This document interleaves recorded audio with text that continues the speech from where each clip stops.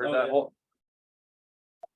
Hey, it's recordings in progress, just so you guys know. So, yeah, I got to hear that whole demo through the walls. So, yeah, nervous now, aren't you? Yeah. He's like, oh shit, Josh heard me talk. What do you think? So, no, but I'm here to talk to you guys tonight about what our job really is and how to build relationships with our customers. Okay. So, I can spend a lot of time telling you a lot about me, but I'm not going to really do that. I will tell you a little bit about the history, kind of where I come from, because you see all the big numbers up here, but what people don't tell you is kind of what I had to go through to get to that level. I've been doing this for 22 years. I started as a college kid when I was 20 in 2001. So some of you are like, oh crap, I wasn't even born when this guy started selling Cutco, maybe, right? Is there anybody here who is younger than 22 years? Oh boy, yeah. So you guys make me feel old, but that's okay, right? So, yeah, when I started selling Cutco, I had no sales experience. I had a friend who did it for a summer, and he did really well with it. And I was hard up for a job and interviewing and not getting hired. And he was like, "Hey, I could probably get you an interview here if you want to check it out." And I was like, "I don't want to sell knives." And then he's like, "Well, I made $1,200 in 1 week." I was like, "I'll try selling knives." So that was kind of how that went, right? And so, because I was very money motivated in the beginning. I was on probation because I'd gotten in a little bit of trouble. I had to pay $1,200 a month in bills, which back then was a lot of money. It's probably, $5,000 a month in today's dollars with inflation. No, I'm kidding. But anyways, I had no experience. I was not good at the job. I actually kind of sucked at it. What I was really good at when I first started with Cutco was I was really good at working hard. That was it, right? And so I was used to working 60 hours a week in restaurants. I was used to manual labor. I was used to, working in a kitchen over a hot grill, fryers, dishwashers, things like that. That was kind of my experience up to that point. And totally outside my comfort zone. So I don't know about any of you guys, but I was very introverted. I was not a very social person. I was not comfortable talking to strangers. I was not excited about the idea of I have to pick up a phone and make phone calls. In fact, here's my first day making phone calls. How many of you guys you got home from day 2 training, you've got your list of people you're going to practice with, and Damien's like, cool, you got to make phone calls now. Call them and set up appointments with them. How many of you guys were nervous on that day? Raise your hand. It's okay. Look around, by the way. Okay, everybody on Zoom has their hands up. Almost everybody here does. So, okay, everybody here does. So here's me, right? I am sitting there. This is how old I am. This is before Facebook, texting, cell phones, all of that, right? I had to use a phone book to look up people's numbers. Okay. So some of you might not even know what a phone book is, but it was these big catalogs they used to send us that was here, every house got one, right? Every year it's here's all the people in this zip code or in this city, and here's all their phone numbers listed in the book, right? That was it. That's how we found people's phone numbers. Damien and I back in the day had to look up each other's phone numbers in the phone book, right? So looked up everybody on my practice list. I sat down, I'm getting ready to make that first phone call, and I had this moment. I was frozen. I was sweating, and I was like, am I actually going to do this? Oh my God, I'm so scared right now. What if I call them and they say no? What if I call them and they're mad? What if I call them and they hang up on me? These are my friends. These are my family. Oh, I got all nervous. Right. And what's funny is in that moment, I can clearly remember exactly where I was. I can picture myself. I remember the thought that I had. And luckily I had the thought that was well, you never know if you don't try. And so I just made that first phone call. And luckily, the first person I called was yeah, sure, come on over, and I set up a demo. And then, from that point forward, I set up 9 demos that night. So, and I was so excited, right? Because my manager told me, hey, if anybody sets up 5 gets goes into a drawing for something free. And I was like, hell yeah, I'm going in the drawing, right? And the rest is history. So that weekend I went 9 for 9. Oh, can you grab that for me, please? Thank you very much. So that weekend I went 9 for 9 for 1909. And so I sold a homemaker, and then I sold my first demo actually was a 3-piece special, and the lady kept saying no. She was like, nope, I can't afford the homemaker. Nope, can't afford the galley. Nope, can't afford the essentials. I don't think I'm gonna buy anything. And I was just like, that's okay. got to go through the whole process, to get full credit for the demonstration. Eventually I got to the buy 3 get 1 free special in the book, and she was like, wait, how much would that be? And I was like, it'd be this much. And she's like, can I do that on the 3 payments, or can I do that on the payments? And I was like, yeah, we can do 3 payments on that. That's what the book says. And she's like, oh, well, I can afford that. Can I just buy that? And I was like, yes, absolutely. Awesome. So sold my first demo, sold a 3-piece special.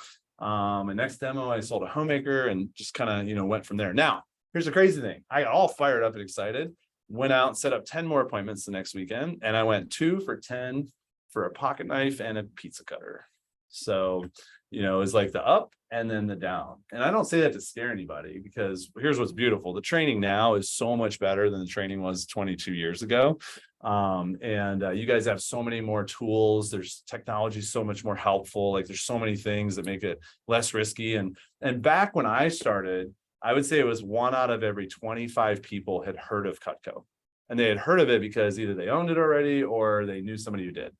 Nowadays, you guys have probably noticed the majority of people have actually heard of it. They may not own it, but they've actually heard of it. Like, they kind of know the Cutco name. Either they saw it at Costco, or they've seen something on TV, or they've seen something about it online or on social or whatever, right? It's just the name is out there now in a way that it never has been before.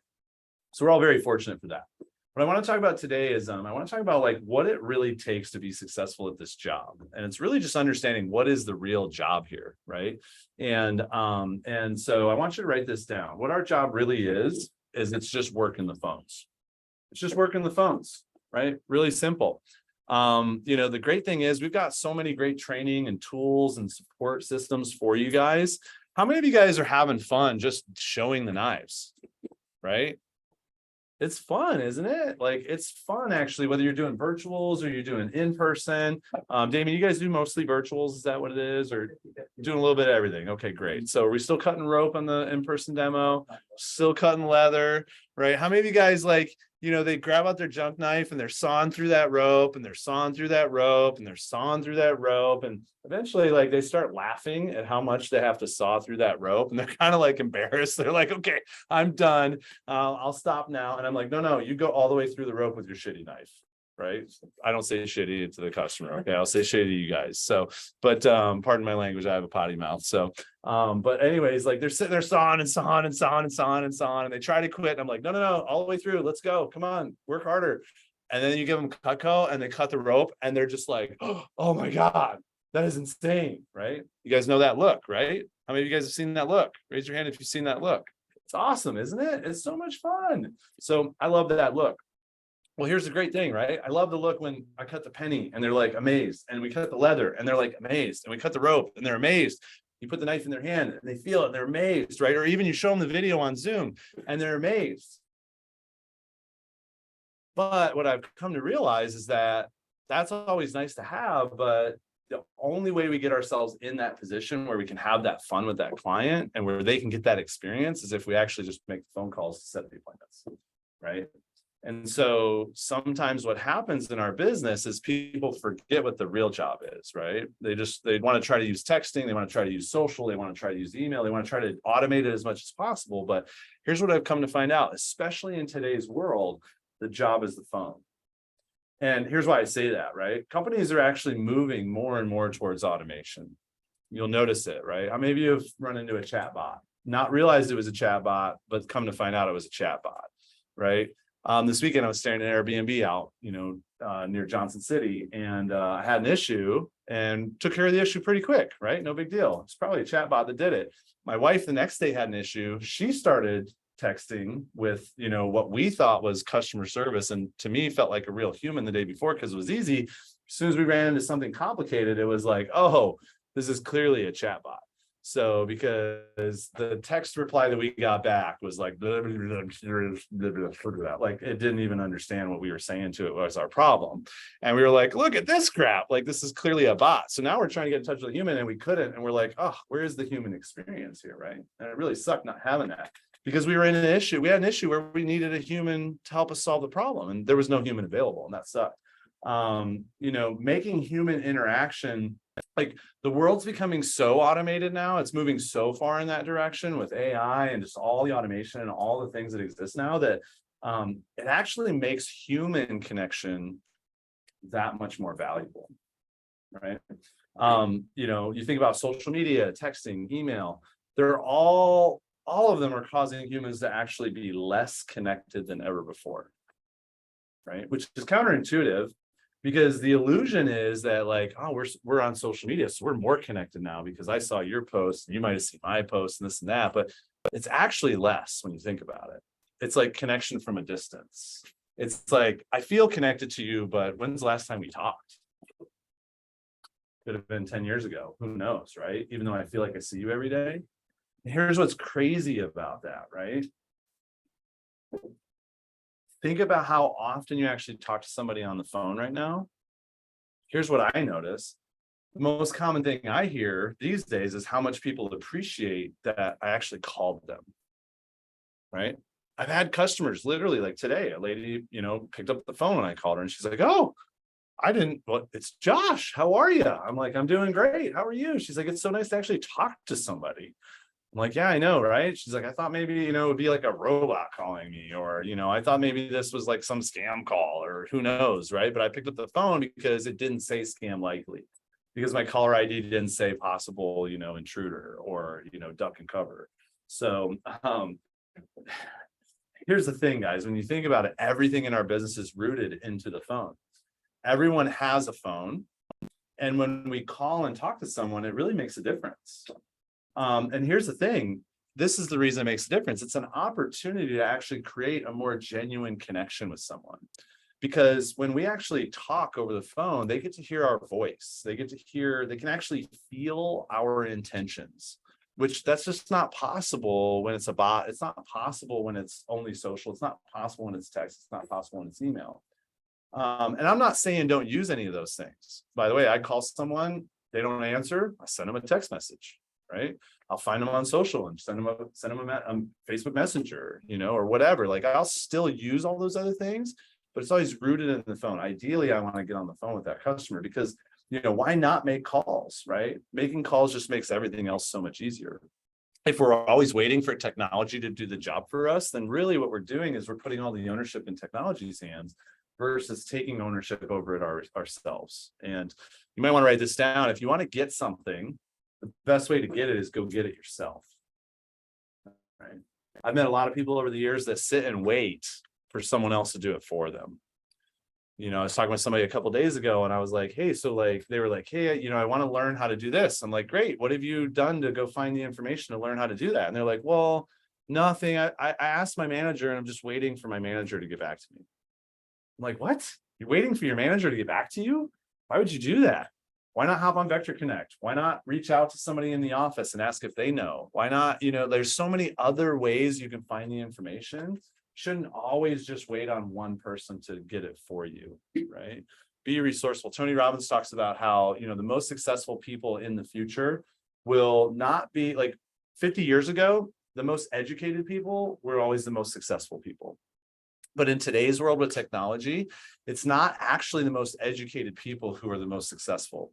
It is the most resourceful people who are most successful. The people who are willing to they're willing to say to themselves, like, I'm willing to find the information I need to get the success that I want. Right. So keep that in mind. Okay. Because it's really important to remember that. And here's what I love about phone calls. Phone calls make everything easier. Phone calls are what bring the technology together. Phone calls are what make, like when I send someone 3 text messages and an email, and then, I make another phone call, a lot of times it's like they got my phone call before with the voicemail, then they got my texts and my emails, and then they got the next phone call, and the next phone call is the one they answered because they recognize the number. They're like, something about this number. Like, I've seen it before a few times, saw it in my email, saw it in my text, saw it in my, voicemail. I might as well answer that now. Clearly somebody's trying to get hold of me. When they answer it, I'm way more likely to get hold of them that way. Right. So use the multiple channels of communication. I've always said 20 calls a day keeps the money monsters away.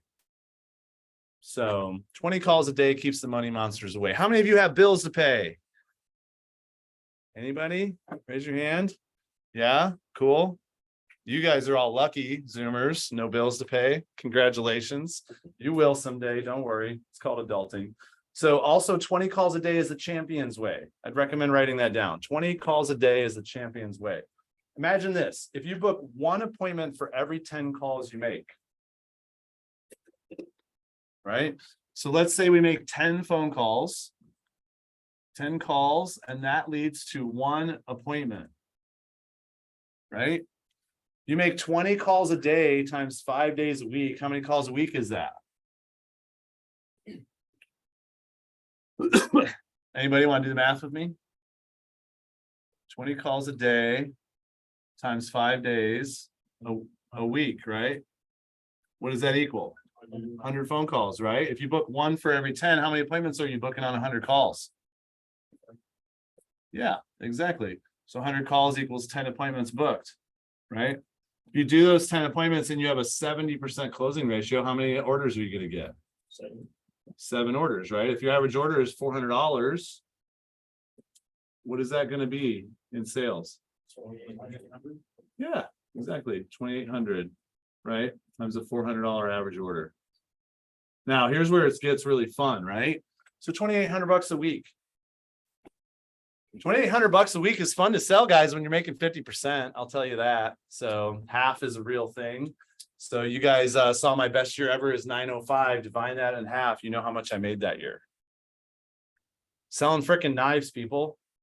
Knives, kitchen stuff. It's amazing. Like, our opportunity is incredible. Okay. I'm so grateful to be in the place where after 22 years, I have that opportunity, and everybody in this room can have that opportunity. If I can do that, you can do that. Rob Robincheck last year broke the all-time national record with $1.4 million in sales. I got to hang out with him and his wife last week. You know what his wife did for 3 days while we were all hanging out? Every day, 3 hours a day, she went shopping. So any of the ladies here like to shop? I mean, the guy sold $1.4 million. He made $700,000 selling knives, people. That's more than most CEOs make. Okay, just so you know. So not most CEOs, probably it's big company CEOs make more than that, but most CEOs don't make that kind of money.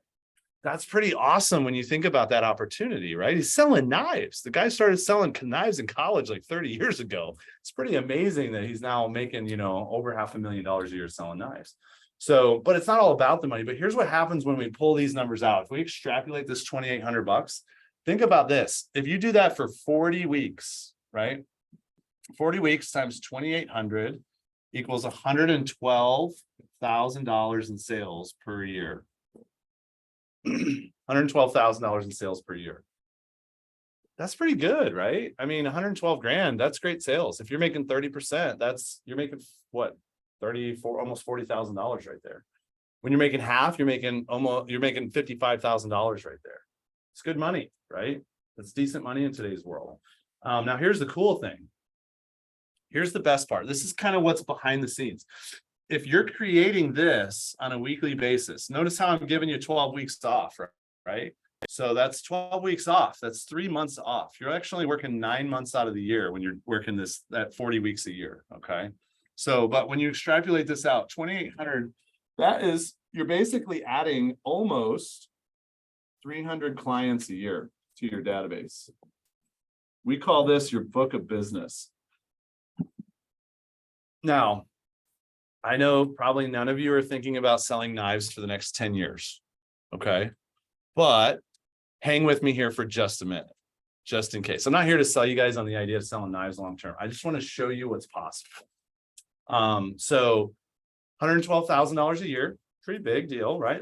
This is really cool. So what happens now is you're bringing on almost 300 clients a year. You're adding that to your book of business every year. Now, think long term with me for just a minute.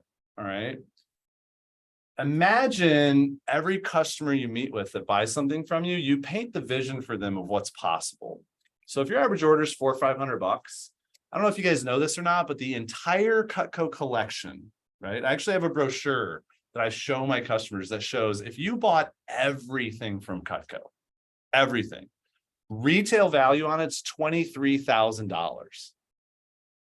Line 1 is $20,500. Okay. Now, how many of you have noticed when you do a demo for a customer, maybe they want like a bigger set, like a Homemaker, a Signature, an Ultimate, but they don't necessarily buy it all at once. But man, they would be excited to have it. Anybody notice this?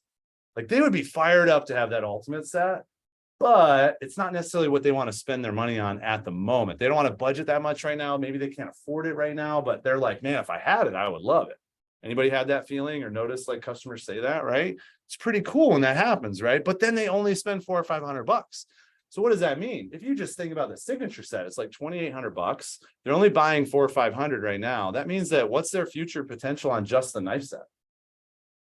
2,300 more, right?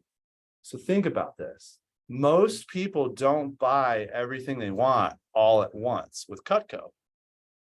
But we know once they get it, they're going to fall in love with it. And eventually they're going to want to buy more. So imagine if all you did was you just painted the vision for them of the future of their Cutco experience. You just let them know, like, hey, we also have flatware. We also have cookware. We have customers that buy this stuff as gifts. You can upgrade your set over time. So whatever you get now doesn't have to be what you have forever. You can always build it up and upgrade it over time, right? And imagine that with that vision painting for a customer, which I'm going to teach you a little bit more about here in a little bit, but imagine that you get just half of those 300 clients every year to buy from you again. Imagine if you got just half of those people to buy from you once a year for the next 5 years. Okay, so think long term, right? For the next 5 years, I'm just getting half of my clients doing literally 20 phone calls a day, 40 weeks out of the year, so that I can complete 10 demos, sell 7 orders, sell 2,800, right? If we just maintain those numbers, and then I'm building an environment where my customers like me enough, where half of them are placing another order every year as they build their Cutco kitchen up. Basically what that works out to be is over the next 5 years, you'll get 700 repeat orders. Right? Like in year 5, you will have 700 repeat orders. Times 400, right? 700 repeat orders in year 5 times 400 equals $280,000 in sales. And that's on top of $112,000 in sales right here. $392,000 in sales. At this point, you're making half. So half that is almost 200K in income. So, and by the way, guys, that's assuming that you decide not to work any harder, right? You're not going to work any harder doing any more appointments at all. You're not going to add in events. You're not going to add in business gifts. You're not going to add in gifting, like, you know, none of the other layers that exist that allow you to sell more Cutco to more people. You're just going to do demos, make 20 calls a week, and you're just going to create an environment where your customers want to buy from you more often. That's literally it. And you're doing almost 400 grand in sales a year in 5 years. It took me about 10 years to figure out how to sell 400 grand in sales in a year. Okay. But what's great is we have better training, better tools, better support than ever. So let's talk about how we can set ourselves up with clients for the long term. That's what I want to talk about today. Okay. Because this opportunity is available for all of you, whether you want it or not, it's there. Right. And that's something that's very, very exciting. My good friend and business partner, Luke Mills, is consistently getting a 50% reorder rate with his customers. He's consistently putting them on a 5 to 10 year plan on how they're going to build up their perfect Cutco kitchen for them. And right now, every single week for 2 years, almost 3 years straight, every single week, he has consistently had customers calling him to place orders that is to, adding up to the tune of $2,500 to $3,000 a week in sales. It's $150,000 in passive sales every year that he's getting from his customers without having to do anything other than what I'm about to teach you today. Okay, so here's what you guys got to do. So let's talk about how we set ourselves up for clients for the long term. If you're going to take any notes, this is the time that you want to do it. So number one, it's all about relationships. When we have great relationships with our customers, we have the ability to not only help them with purchasing Cutco, but we have the ability to add value to their lives. We get to help them give the gift of Cutco, which is a great experience. No more giving away crap to no one remembers. And now they get to give something people will use every day and love forever. Always remembering the person who gave it to them. Right. They also get to improve their own kitchen experience. When you help someone get Cutco pots and pans and they get to clear out all the crap, they love the Cutco pots and pans and have them the rest of their lives.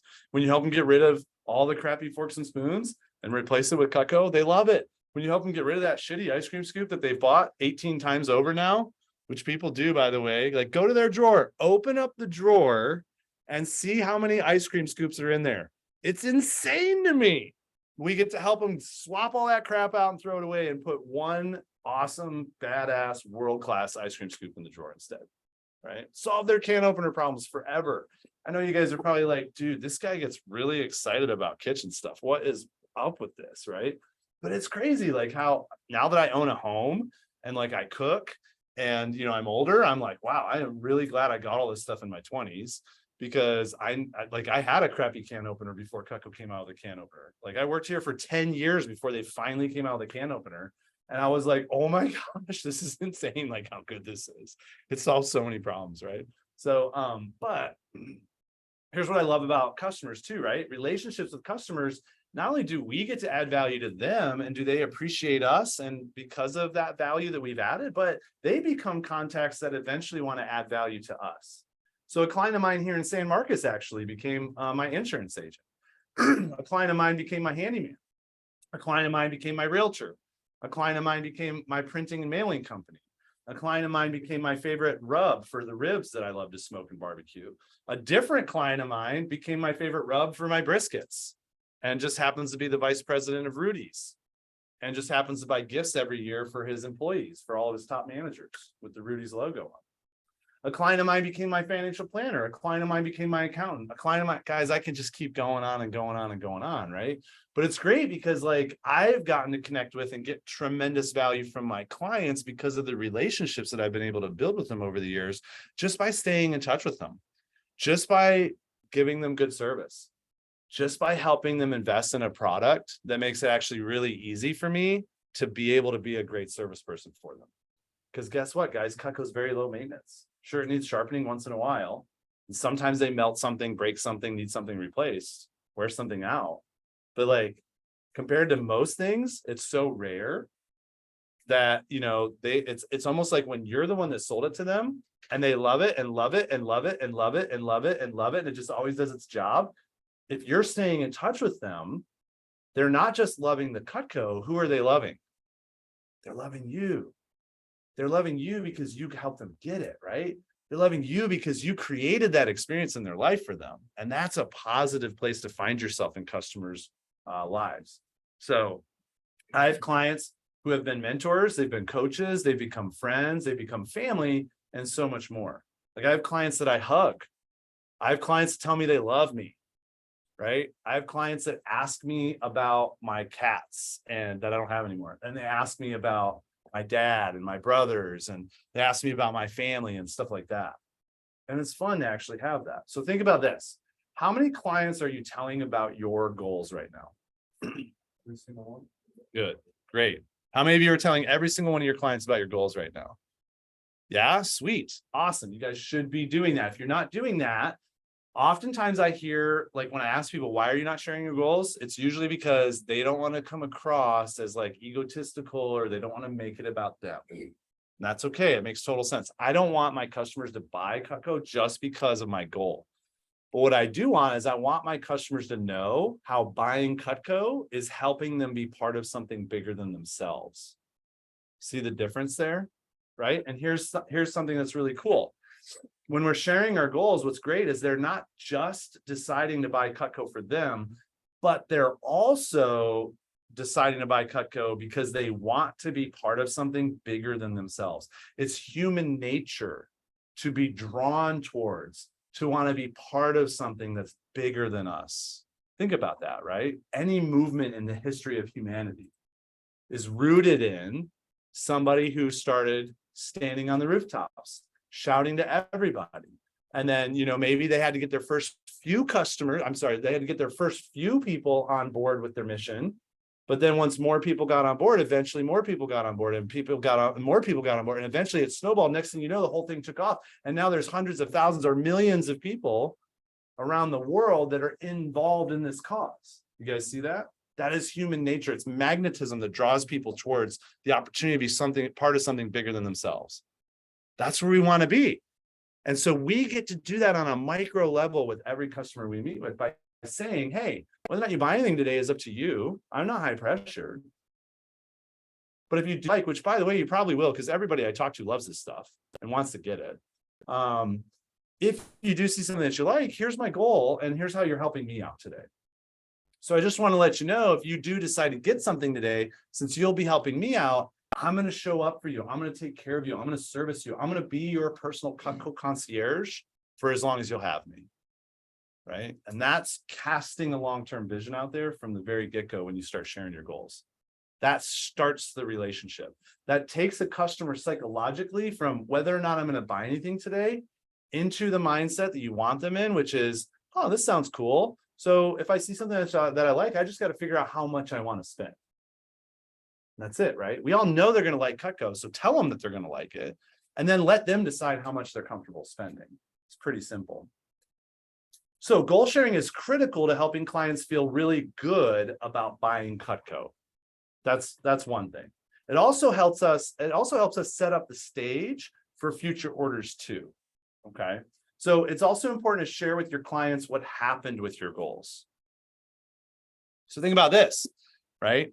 I learned this the hard way. I think I've been doing this for like 7 or 8 years. And I had a client who's like, Josh, you always tell me about these goals. And every year I buy something from you to help you with these goals, but I have never heard from you whether or not you hit your goals. Have you hit any of them?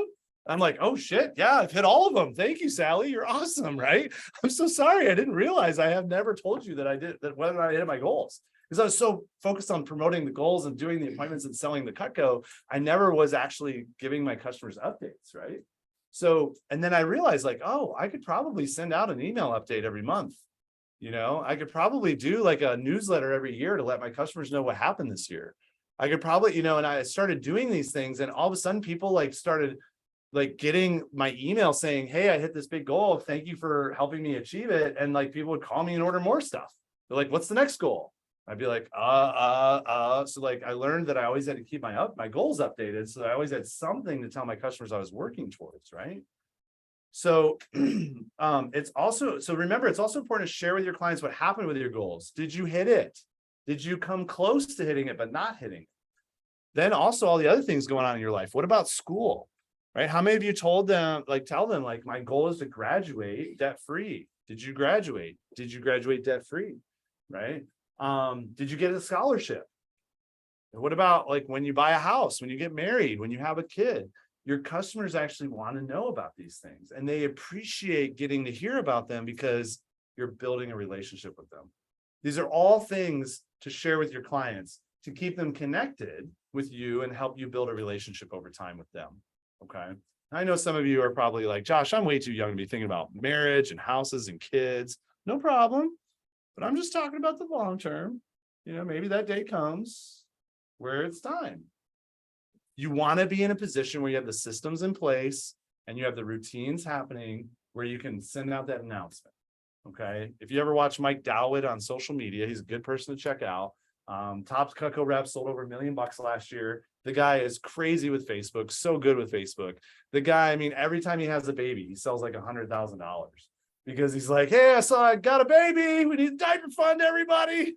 Christmas gifts now are more expensive because there's a fourth one, and like his customers just love it. They rally around it, right? And I'm not saying that's the thing to do. I don't have kids. I'm never having kids. So like, I'm not going to leverage my kids to sell stuff. You don't have to do that either, but it's just a way that it can happen, right? His customers love it because of the relationship he has. So how do you do this, right? Add people on social media, of course, right? Make sure you add them to the profiles you want your parents to see, not the ones you don't want your parents to see, okay? That was a joke. I don't know how many of you have multiple social media profiles, one for mom and dad, one not for mom and dad, right? But just in case, I want to make sure I say it. Your customers should go on the one you want mom and dad to see. Let people know that your plan is to stay in touch with them. Another thing you want to write down, right? Let people know your plan is to stay in touch with them. So when you meet with someone and they buy something from you, always tell them, hey, thank you so much for your order. You're helping me get closer to my goal. Just so you know, my plan is to stay in touch with you for the rest, for, as long as you have me. That way, if there is ever anything they need, or if they want service or whatever, they'll have someone they can reach out to. Give them your contact, have a business card, have them save your contact in their phone. Then stay in touch with them. So send them an email once in a while with a recipe, or when Cutco posts something on their blog, send them a link to that blog, right? Someday, eventually get a CRM. So you can send emails out to everybody all at once, but personalized. And you can track the stats and see who opened and who clicked and all that sort of stuff, right? At some point, you're going to want to set up a Cutco website. Cutco affords you the opportunity where you can set up your own personal website once you hit a certain level in career sales, and then you can promote that to your customers so they can go online and buy from your personal website anytime that they want to, right? You can put sales on that website. There's so many things to do. So here's my question for you to wrap this thing up, right? I'm going to wrap this up pretty quick. So what's your goal for the summer? 70,000. Write it down. Be sure to share that. Thank you for sharing, Jordan. I love Jordan's fire. He's like, 70 grand, I'm going. So be sure to share that with every single customer. Here's the dirty little secret though. There will always be another push period in the future. And one of the best things that we can do is, once we've closed the order, we need to ask a question. All right. So here's the question. I want you to write this down. It starts with a value building statement and then ends with a question. So here's what it is. Hey, Sally, thanks so much for your order. And by the way, I'm going to text this to Damien so that he can share it with you guys. But hey, Sally, thanks so much for your order. It's really helping me get one step closer to my goal, which really means a lot to me. I'll repeat it. So, hey, Sally, thanks so much for your order. It's really helping me get one step closer to my goal, which really means a lot to me. Now, just so you know, most people fall in love with their new Cutco. Then they come back and they want to see what else we have. So before I let you go, I just want to give you a quick review of the other packages that we have, so you can tell me what to put on your wish list for the future. Okay, see what I'm doing here? Painting the vision, right? Setting the stage. Okay.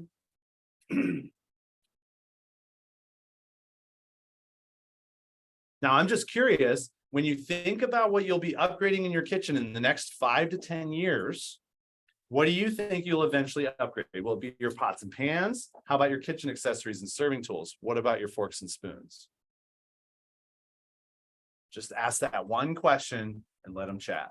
And when you get them thinking 5 or 10 years from now, everybody goes like, oh yeah, I mean, I'll definitely be getting new pots and pans because my pots and pans are crap already, right?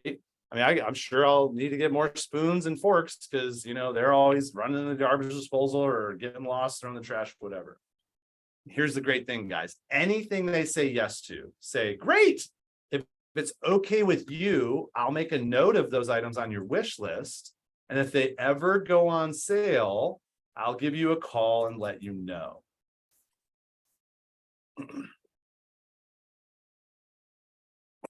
So is that cool with you? Great. Why would they say, if they said, these are the things I want to upgrade, why would they not want you to call them if they went on sale? Right? It's a yes question. So we ask them a yes question. They go, yeah, that'd be great. Awesome. And hey, I'm curious, if I'm super close to hitting my goal for the summer, or my goal for the year, or my goal for a contest I'm in, would you be okay with me giving you a call to see if there's a gift or another item on your wish list that you might want to check off the list? You just get permission, right?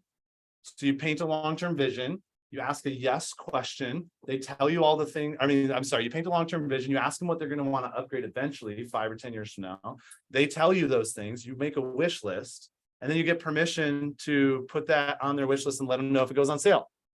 They say yes, and you go, great, cool. If I'm really close to hitting a big goal, is it okay if I call you to see if it might be a good time? They say yes. Now what do you got? You got a whole list of people who want to buy more stuff and want to help you with your contests, with your goals, things like that. We call this the 12th hour list. Okay, so keep a 12th hour list. when you get to SC2 push here next month, Damien's going to coach you guys through all this. Some of you are going to sell 20, 30 grand. Some of you might even sell 40 or $50,000. I hope all of you do, right? Here's the great thing, right? If you start building your 12th hour list now, you start implementing these things I'm talking to you about now, the great thing is when the last day of push comes and you're this close to hitting your goal, you've got a whole list of people already gave you permission to call them and let them know. And guess what? You don't need Cutco to put it on sale for you to put it on sale. You can start a sale anytime you want, right? I can decide like, yeah, I'm doing, free kitchen tools with every homemaker, no matter what. I'll do free kitchen tools with every block. That's the sale I'm running right now. Buy any block set, get free kitchen tools, whatever, right? That's just a made up special. I'm just throwing it out there. It's not what I'll actually do, but like you can do whatever you want, as long as it's within reason, of course. You'll be amazed how many of your clients will say, yes, please do that. And when they do, they'll take great notes, take really good notes, keep those notes organized, and then use them to your advantage. Build a list of 12th hour clients you can call anytime you're close to your goal at the end of push or scholarship or year or whatever you're working towards. So here's my last pro tip for you. Remember that rapport is not just something we build with people and then move on into sales. Rapport is something we get into with people. And it's our job to build that bubble of rapport, bring them into that bubble, and keep them in that bubble the whole time. Okay, so how do you do that? Have fun and smile. Talk about things they're interested in. Share about things you're interested in. Help them identify and solve problems in their kitchen. Be knowledgeable and enthusiastic about your product and services. And speak in terms of the long term. Guys, if you do these things, ask a few questions, think long-term, 20 phone calls a day, 5 days a week, trust me, your future is extremely bright and you can accomplish anything you want with this company, no matter where you're at now, no matter how good you're doing, no matter how much you're struggling, or anywhere in between, right? Anything is possible with this business. So if I can do what I'm doing, trust me, you guys can do what you're doing too. Just takes hard work and discipline and years of focus. Treat it like a real job. You're going to do great. Thank you very much. Thank you, Josh. Really appreciate how simple you made something that seems to be probably unattainable to actually be really attainable. So did you guys learn a couple things? All right, well, I've got that recorded. So I'm gonna